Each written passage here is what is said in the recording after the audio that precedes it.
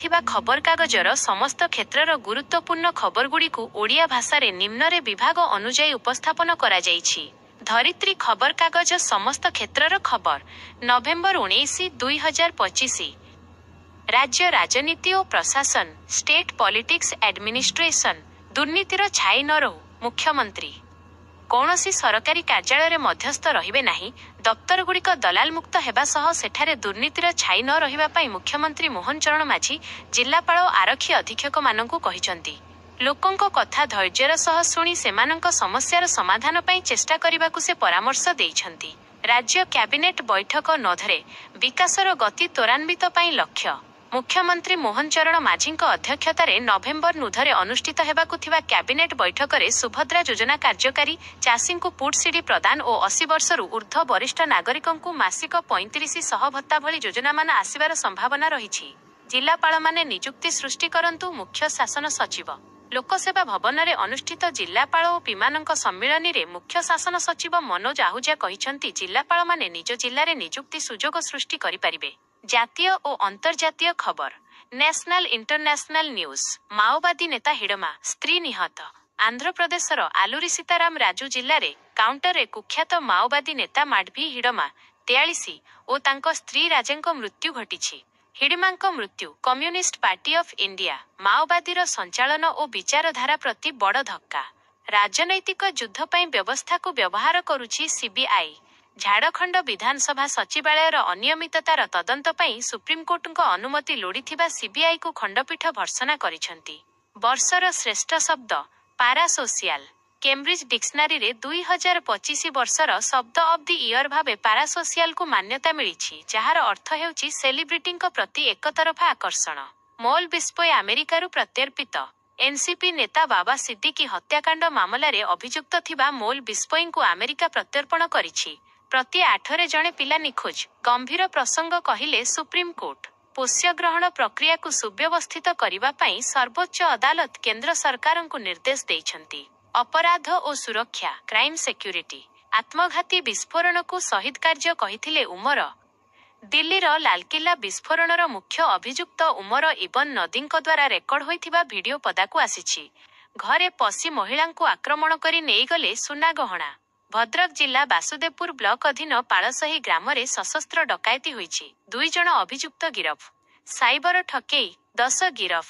Cyber ଠକେଇ ଘଟଣାରେ Jharsuguda town ଥାନା ପୋଲିସ ଏକ ଗ୍ୟାଙ୍ଗର 10 ଜଣଙ୍କୁ ଗିରଫ କରି କୋର୍ଟ ଚାଲାଣ କରିଛି। ଓଏପିଏଫ୍ ଯବାନଙ୍କୁ 10 ବର୍ଷ ଜେଲ୍।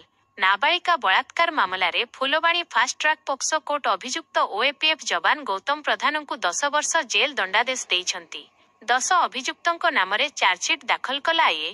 ବାଂଲାଦେଶୀ ନାବାଳିକାଙ୍କୁ ଚାକିରି ପ୍ରଲୋଭନ ଦେଖାଇ ଅନୈତିକ କାର୍ଯ୍ୟରେ ଲିପ୍ତ କରିବା ଘଟଣାରେ ଆଇଏ 10 ଜଣ ଅଭିଯୁକ୍ତଙ୍କ ବିରୋଧରେ 342 ପୃଷ୍ଠାର ଚାର୍ଜସିଟ୍ ଦାଖଲ କରିଛି।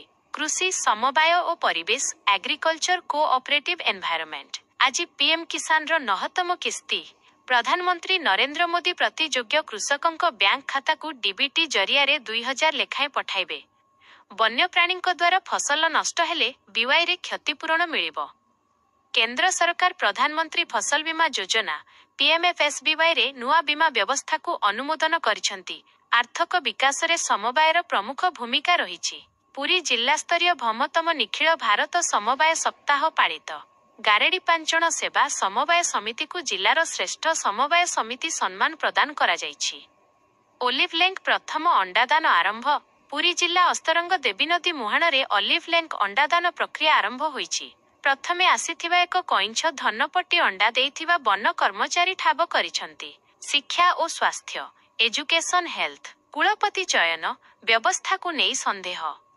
ବିଶ୍ୱବିଦ୍ୟାଳୟ ସଂଶୋଧନ ଆଇନ 2025 ଅନୁଯାୟୀ କୁଳପତି ଚୟନ ପ୍ରକ୍ରିୟାକୁ ନେଇ ପ୍ରଶ୍ନ ଉଠିଛି। ରାଜ୍ୟରେ ଥିବା ଧୋବଟି ସରକାରୀ ବିଶ୍ୱବିଦ୍ୟାଳୟ ମଧ୍ୟରୁ ଧୋବଟିରେ ସ୍ଥାୟୀ କୁଳପତି ନାହାନ୍ତି। ଶିକ୍ଷାମନ୍ତ୍ରୀ ଭାବେ ଇତିହାସ ସୃଷ୍ଟି କରିଥିଲେ ଦାଦା।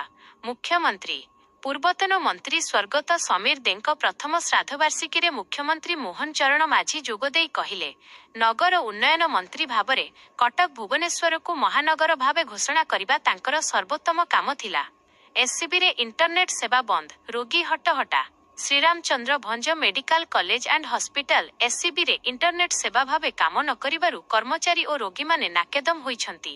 आईसीयू रे युवतीଙ୍କୁ ଅସଦାଚରଣ। एससीबी मेडिकलर आईसीयू रे जणे पार्क अटेंडेंट मद्यपान करी जणे युवतीଙ୍କୁ ଅସଦାଚରଣ କରିଥିବା ଅଭିଯୋଗରେ ଗିରଫ ହୋଇ କୋର୍ଟ ଚାଲାଣ ହୋଇଛନ୍ତି। कुपोषणରୁ ରକ୍ଷା ପାଇବେ ଶିଶୁ ସୁପୋଷିତ ଓଡ଼ିଶା ମିଶନ ଶୁଭାରମ୍ଭ। उपमुख्यमंत्री प्रभाती परिड़ा ଏହି ମିଶନର ଲୋକାର୍ପଣ କରିଛନ୍ତି। विश्व दीर्घस्थायी श्वास अवरोध फुसफुस रोग सीओपीडी दिवस आज। खेल और मनोरंजन स्पोर्ट्स एंटरटेनमेंट ओडिशार विजय संभावना शुभ्रांशु सामल और शुभ्रांशुଙ୍କ शतक। नागालैंड विपक्ष रणजी ट्रॉफी मैच रे ओडिशार शुभ्रांशु सामल 169 रन और अधिनायक शुभ्रांशु सेनापति 137 रन संग्रह करिसंती। रणबीरଙ୍କ नुआ अवतार धुरंधर चलचित्रर ट्रेलर रिलीज। रणबीर सिंहଙ୍କ ଏହି ଚଳଚ୍ଚିତ୍ର ପ୍ରତିଶୋଧ ବିଶ୍ୱାସଘାତକତା ଓ ଦେଶପ୍ରେମ ଉପରେ ପର୍ଯ୍ୟବସିତ। ହ୍ୟୁମାନ ସାଗରଙ୍କୁ ଟିଟିଲାଗଡ଼ରେ କବର। ଜାତୀୟ ପାରା ସୁଇମିଂରେ ଓଡ଼ିଶା ଦଳ ଜିତିଲା 39 ପଦକ। ଏଥିରେ ମୋଟି ସ୍ୱର୍ଣ୍ଣ, ଧମଟି ରୌପ୍ୟ ଓ 12ଟି ବ୍ରୋଞ୍ଜ ପଦକ ସାମିଲ। ସହରୀ ଉନ୍ନୟନ ଓ ପରିବହନ ଅର୍ବାନ ଡେଭଲପମେଣ୍ଟ ଟ୍ରାନ୍ସପୋର୍ଟ। ଟ୍ରକ୍ ଧକ୍କାରେ ଯୁବକ ମୃତ, କ୍ଷତିପୂରଣ ଦାବିରେ 6 ଘଣ୍ଟା ରାସ୍ତାରୋକ। ଚନ୍ଦକା ଥାନା ଅଧୀନ କୁଞ୍ଜମହଲ ଛକରେ ଟ୍ରକ୍ ଧକ୍କାରେ ଯୁବକ କାହ୍ନୁଚରଣ ସାହୁ 22ଙ୍କ ମୃତ୍ୟୁ ହୋଇଛି। ରାସ୍ତା ପାଇଁ ସାଲିଆ ସାହିରେ ଜବରଦଖଲ ଉଚ୍ଛେଦ। ସମାନ୍ତରାଳ ରାସ୍ତା ନିର୍ମାଣ ପାଇଁ ପ୍ରଶାସନ ପକ୍ଷରୁ ସାଲିଆ ସାହିରେ ଉଚ୍ଛେଦ ପ୍ରକ୍ରିୟା ଆରମ୍ଭ ହୋଇଛି, ଯାହାକୁ ନେଇ ବସ୍ତି ବାସିନ୍ଦାମାନେ ତୀବ୍ର ବିରୋଧ କରିଛନ୍ତି।